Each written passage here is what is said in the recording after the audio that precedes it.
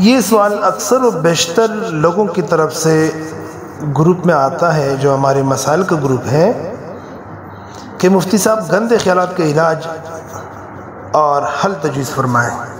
یہ گندی خیالات جو ہے نا بار بار آتی ہیں تو اس کا حل کیا ہے؟ دیکھیں، جب بھی کوئی گندا خیال وغیرہ دل میں آئے، ایسے احساسات، جذبات، خیالات وغیرہ آئیں تو آپ اعوذ باللہ من الشیطان الرجیم کثرت سے پڑھا کریں۔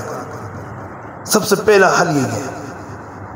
اور جو وسوسہ یا جو خیال دل میں پنپ رہا ہے تو اس وسوسے پر دھیان نہ دیا کریں، زیادہ سوچ بھی نہ کریں، بلکہ کام سے کام رکھیں اور حد سے زیادہ حتی الامکان کوشش کریں استغفار پڑھنے کی۔ استغفر اللہ، استغفر اللہ، استغفر اللہ۔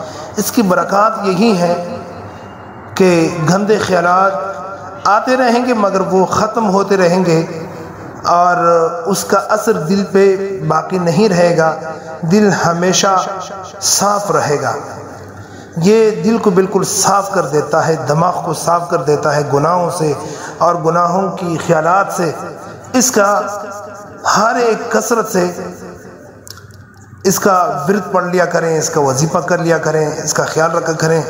جتنا زیادہ آپ پڑھا کریں گے استغفار، جتنی کثرت سے پڑھیں گے اتنا ہی آپ کا دل وسوسوں سے اور بدگمانی سے پاک ہوتا رہے گا۔